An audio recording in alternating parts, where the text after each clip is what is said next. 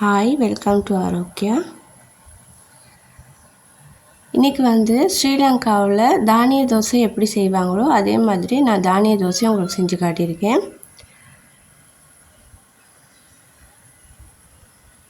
பாருங்கள், இந்த மாதிரி நல்லா அழகாக நல்லா கோல்டு கலராக மொறுமொறுன்னு டேஸ்டான கிறிஸ்பியான தோசை, தானிய தோசை எப்படி செய்கிறதுன்ட்டு இந்த வீடியோவில் நான் ஃபுல்லாக காட்டியிருக்கேன்.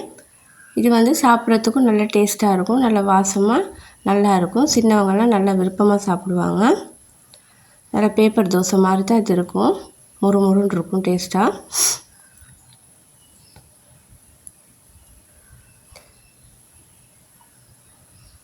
உடம்புக்கும் ரொம்ப நல்லது, ஆரோக்கியமானதும் கூட. நல்ல உடம்புக்கு சத்து தரக்கூடியது இது. நம்ம மற்ற தோசையை விட இப்படி செஞ்சு சாப்பிட்டோம்னா ரொம்ப நல்லது, உடம்புக்கும் ரொம்ப நல்லது. அதே மாதிரி அதை விட இது டேஸ்ட்டும் நல்ல டேஸ்ட்டாக இருக்கும். பாருங்கள், உங்களுக்கு பார்க்கக்குள்ளே தெரியுதா இருக்கும். நல்லா மொறுமொறுன்னு பேப்பர் தோசை மாதிரி நல்லா கிறிஸ்பியாக இருக்கும்.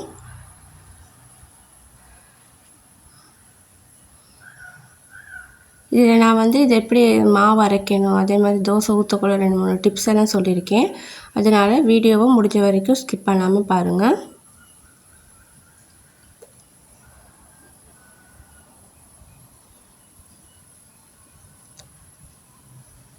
இந்த தோசையிலையும் விருப்பம்னா நம்ம மசாலா தோசை, ஒனியன் தோசையெல்லாம் ஊற்றிக்கலாம், நல்லா வரும்.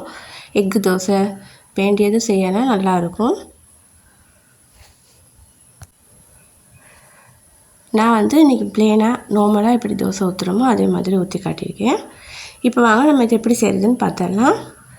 நான் 1/2 கப் உளுந்து எடுத்திருக்கேன், அதை சேர்த்துடலாம். அந்த மாதிரி ஒரு பாத்திரத்தில், பெரிய அகலமான பாத்திரத்தில் சேர்த்துக்கோங்க.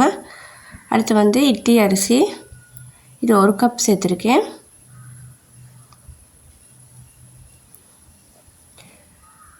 வெள்ளை கவுப்பி 1/2 கப் சேர்த்துருக்கேன். இது எல்லாமே நான் சில்வர் கப்பில் அளந்தது தான். இது பாசிப்பருப்பு, இதுவும் 1/2 கப் சேர்த்துருக்கேன். பச்சைப்பயிறு 1 கப் சேர்த்துருக்கேன். நாட்டு அரிசி 1 கப் சேர்த்துருக்கேன். இது ரொம்ப நல்லது உடம்புக்கு.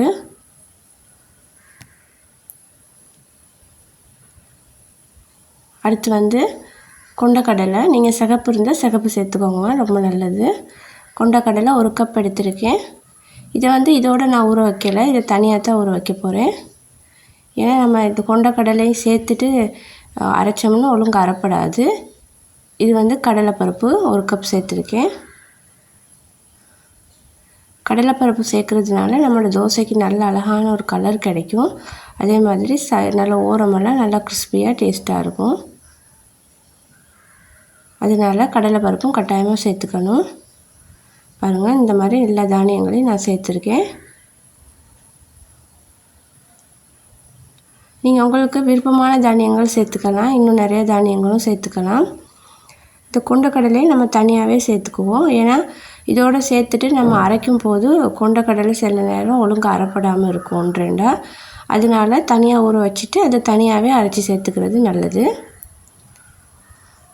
நீங்கள் விருப்பம்னா இதுக்கு நீங்கள் கேழ்வரகு, ராகி, தினை அரிசி, கம்பரிசி, அதுக்கப்புறம் அரிசி வகைகளில் பார்த்திங்கன்னா கருப்பு கவுனி, உங்களுக்கு அந்த மாதிரி எது எது விருப்பமானது நல்ல சத்தான தானியங்கள் கூட சேர்த்து செய்யலாம், நல்லா வரும். இப்போ நல்லா கழுவிட்டு இதை இந்த மாதிரி தண்ணி ஊற்றி ஊற வச்சுக்கலாம். நான் நைட்டே ஊற வச்சுட்டேன், மார்னிங் தான் அரைக்க போகிறேன். கொண்டக்கடலையை தனியாக அந்த மாதிரி கழுவிட்டு ஊற வச்சுருக்கேன் பாருங்கள், தனியாக. இப்போ இதெல்லாம் மூடி போட்டு மூடி வச்சிடலாம். இப்போ பாருங்கள், நான் காலையில் பார்க்கும்போது இந்த மாதிரி ஊறி வந்திருக்கு, உங்களுக்கு பார்க்கக்குள்ள தெரியுமா இருக்கும். இப்போ இதை நம்ம அரைச்சிடலாம்.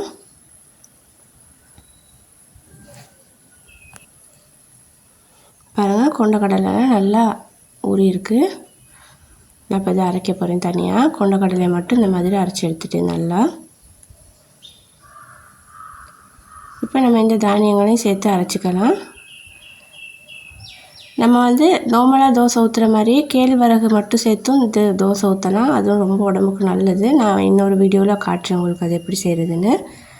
இப்போ பாருங்கள், தானியங்களை இந்த மாதிரி அரைச்சி அதோடய சேர்த்துடலாம். கொஞ்சமாக உப்பு சேர்த்துக்க போகிறேன். கல் உப்பு தான் சேர்க்குறேன். சேர்த்துட்டு அதையும் அரைச்சி எடுத்துடலாம். கடைசியாக கொஞ்சமாக கோதுமை மாவு சேர்த்துக்கோங்க அரைச்சிட்டு. அப்போ தோசை வந்து நல்லா பர்ஃபெக்டாக வரும். கொஞ்சம் சேர்த்தா போதும் கோதுமை மாவு. சேர்த்துட்டு இந்த மாதிரி நல்லா கைகளாலே இதை நல்லா இந்த மாதிரி கலந்துக்கணும். கைகளால் கலந்தோம்னா நமக்கு தோசை நல்லா டேஸ்ட்டாகவும் இருக்கும்.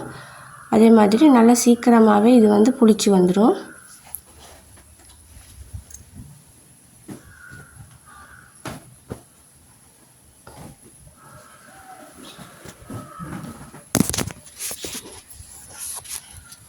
பாருங்கள், இந்த மாதிரி நல்லா மிக்ஸ் பண்ணி விட்டுக்கணும்.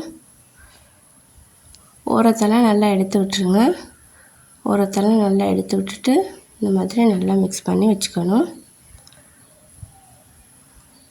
பாருங்கள், இப்போ நான் நல்லா இதை வந்து மிக்ஸ் பண்ணிட்டேன். ஓரத்தெல்லாம் எடுத்து விட்டுட்டேன். இப்போ நம்ம இதை மூடி ஒன்று போட்டு ஒரு 5 ஹவர் ஊற வச்சோம்னா போதும். 5 ஹவருக்கு இதை புளிக்க வச்சு எடுத்துக்கிட்டோம்னா போதும். ரொம்ப நேரம் புளிக்க வைக்காங்க. ஏன்னா தானியங்கள் சேர்த்துருக்கனால சீக்கிரமாக புளிச்சிரும். 5 ஹவர் இது வந்து புளிச்சா போதும். 5 ஒரு 6-7 ஹவர் புளிச்சா போதும். அதுக்கு மேலே வேணால் புளிப்பாக ஆகிரும்.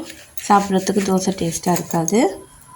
குளிரான ஊரில் இருந்தீங்கன்னா கொஞ்சம் கூடுதலாக புளிக்க வச்சுக்கோங்க. நான் வந்து இதை வந்து ஒரு 6 ஹவர் மாதிரி தான் புளிக்க வச்சு எடுத்திருக்கேன். இந்த மாதிரி நல்லா பொங்கி புளிச்சு வந்திருக்கு பாருங்கள். கரண்டி ஒன்று போட்டு காட்டுறேன் பாருங்கள். இந்த மாதிரி புளிச்சு வந்திருக்கு பாருங்கள். இது அளவுக்கு புளிச்சா போதும். இப்போ இதை நல்லா வந்து நம்ம மிக்ஸ் பண்ணிவிட்டு தோசை ஊற்றுற பக்குவத்துக்கு இந்த மாவை ரெடி பண்ணி எடுத்துக்கணும். தண்ணி வேணும்னா சேர்த்துக்கோங்க. அதுக்கப்புறமா நம்ம தோசைக்கல் அடுப்பில் வச்சுட்டு கொஞ்சமாக பட்டர் சேர்த்துட்டு பேப்பர் சேவியேட்டர் போட்டு இதை நல்லா இந்த மாதிரி பட்டரை கல் ஃபுல்லாகவும் நல்லா தேய்ச்சி விட்ருங்க. சைடு ஓரம் எல்லாத்துக்கும் நல்லா படுற மாதிரி தேய்ச்சி விடணும். இனி நம்ம தோசை ஊற்ற ஸ்டார்ட் பண்ணிடலாம்.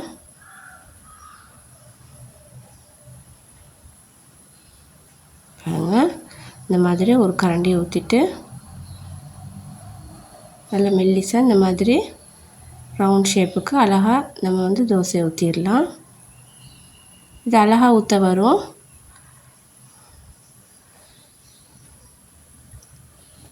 இந்த மாதிரி பாருங்கள், சின்ன சின்னதாக ஹோல்ஸ் எல்லாம் ஃபார்ம் ஆகி வருது. அப்படின்னா நல்லா நம்ம மாவு வந்து தோசை மாவு நல்லா பர்ஃபெக்டாக புளிச்சிருக்கு, கரெக்டாக இருக்குதுன்னு அர்த்தம். பாருங்கள், இந்த மாதிரி சின்ன சின்ன ஹோல்ஸு தோசை பூரா இருக்குது பாருங்கள். சைடெல்லாம் பாருங்கள் நல்லா கிறிஸ்பி ஆகிக்கிட்டு வருது, ப்ரௌன் கலர் ஆகி வருது பாருங்கள். நம்ம இதில் தானியங்கள் சேர்த்துருக்கனால நீங்கள் நினைக்கலாம் கலட்டி எடுக்க கஷ்டமாக இருக்கும்னு. இல்லவே இல்லை, இது மற்ற தோசையை விட சீக்கிரமாக அழகாக கலண்டு வந்துடும் பாருங்கள். சும்மா கையிலே கூட நம்ம கலட்டி எடுத்துடலாம். இப்போ நம்ம மற்ற பக்கம் திருப்பி போட்டு ஒரு நிமிஷம் 2 நிமிஷம் வேக வச்சுக்குவோம்.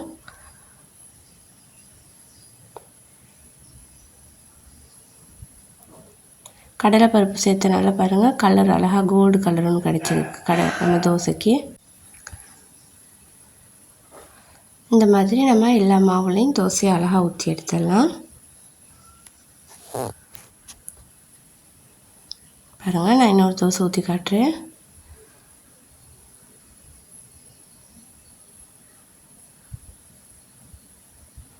மாவு வந்து சரியான அளவில் இருக்கணும், தோசை பக்குவத்துக்கு இருக்கணும். அப்போ நம்ம ஈஸியாக தோசை ஊற்றி எடுத்துடலாம்.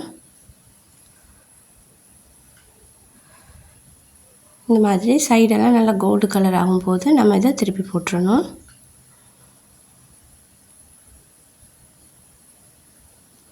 பாருங்கள், தோசை கல்லில் ஒட்டவே இல்லை, அழகாக இந்த மாதிரி கலண்டு வந்துடும். நல்லா டேஸ்ட்டாகவும் இருக்கும், வாசமாகவும் இருக்கும். இது சின்னவங்களுக்கெல்லாம் ரொம்ப பிடிக்கும் இந்த தோசை. நம்ம வந்து தானியங்கள் நிறையா சேர்த்துருக்கனால டேஸ்ட்டும் பார்த்திங்கன்னா நல்லாயிருக்கும்.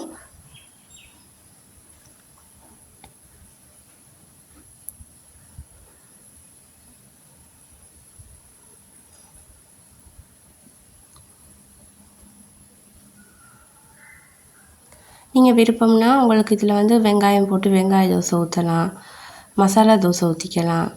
அப்படி இல்லைன்னா முட்டையை உடச்சி ஊற்றி முட்டை தோசை மாதிரியும் ஊற்றி எடுக்கலாம். இன்னும் நல்லாயிருக்கும், டேஸ்ட்டாக இருக்கும். நான் வந்து சும்மா ப்ளெயினாகவே ஊற்றுறேன். ஏன்னா இது சும்மா சாப்பிட்றதுக்கே அவ்வளோ டேஸ்ட்டாக இருக்கும். நமக்கு இது கறி கூட தேவைப்படாது. சட்னி, சாம்பார் ஒன்றுமே இல்லாமல் சும்மா சாப்பிட்டா கூட இது நல்ல டேஸ்ட்டாக இருக்கும்.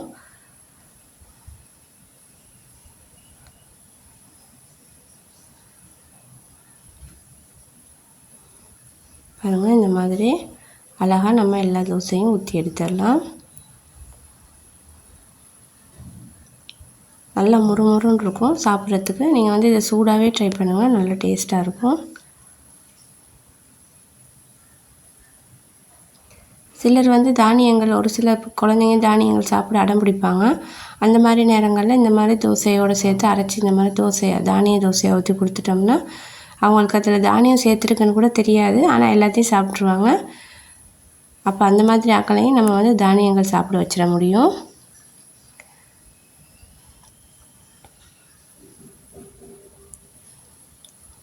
நம்ம வீட்டிலலாம் சின்னவங்க எல்லாருமே விருப்பமாக சாப்பிடுவாங்க இந்த மாதிரி தோசை செஞ்சு கொடுத்தா.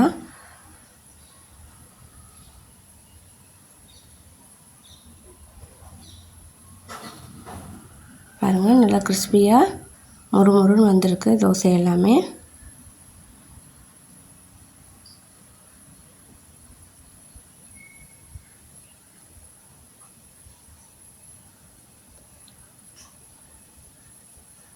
இது ஈஸியாகவே கழட்டியும் எடுத்துடலாம்.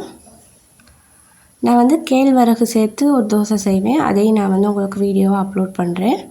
அதுவும் ரொம்ப நல்லது, நல்ல டேஸ்ட்டாகவும் இருக்கும். பாருங்கள், இந்த மாதிரி அழகாக தோசையெல்லாம் ஊற்றி எடுத்தாச்சு. இனி தோசையோடு தொட்டுக்கிறதுக்கு சட்னியும் சாம்பாரும் ரெடி பண்ணி வச்சுருக்கேன். இந்த மாதிரி நம்ம சுட சுட சர்வ் பண்ணோம்னா ஒரு தோசை கூட மீயாது, அவ்வளோ டேஸ்ட்டாக இருக்கும் இந்த தானிய தோசை. பாருங்கள், நல்ல பேப்பர் தோசை மாதிரி முறுமுறுன்னு நல்லா இருக்கும் சாப்பிட்றதுக்கு. சூடாக நீங்கள் இதை ட்ரை பண்ணுங்கள், அப்போ தான் இன்னும் நல்லா டேஸ்ட்டாக இருக்கும். இந்த மாதிரி சட்னியோட சாம்பாரோடு நம்ம தொட்டு சாப்பிட்டுக்கலாம். நீங்கள் இதுக்கு சும்மா நார்மலாக கறி ஒன்று இருந்து அதோடையும் சாப்பிடலாம். சட்னி சாம்பார்னால் இன்னும் கொஞ்சம் நல்லாயிருக்கும். ஓகேங்க, இந்த மாதிரி நம்ம சுட சுட அழகாக சர்வ் பண்ணிட வேண்டியது தான். உங்களுக்கும் இந்த வீடியோ பிடிச்சிருந்தா லைக் ஆன் பண்ணுங்கள். அதே மாதிரி உங்களுக்கு தெரிஞ்சவங்களுக்கு இதை ஷேர் பண்ணுங்கள். நீங்கள் ஏதாவது டிஃப்ரெண்ட்டான தோசைகள் செய்வீங்களா இருந்தால் கமெண்ட்டில் எனக்கு ப்ளீஸ் சொல்லுங்கள், நானும் தெரிஞ்சுக்கிறேன். பாருங்கள், தோசை முறுமுறுன்னு இருக்குது, நல்ல வாசமாக இருக்குது, டேஸ்ட்டும் நல்லா இருக்குது. ஓகே ஃப்ரெண்ட்ஸ், உங்களுக்கு இந்த வீடியோ பிடிச்சிருந்தா லைக் ஒன்று ஷேர் ஒன்று பண்ணுங்கள். அதே மாதிரி சப்ஸ்கிரைப் பண்ணிக்கோங்க, மறந்துடாமல் சப்ஸ்கிரைப் பண்ணுங்கள் ப்ளீஸ். இன்னொரு நல்ல ஆரோக்கியமான சத்தான தோசை ஒன்று எப்படி செய்கிறதுன்னு நான் சீக்கிரமாக வீடியோ ஒன்று அப்லோட் பண்ணுறேன். தேங்க்யூ ஃப்ரெண்ட்ஸ், பாய்.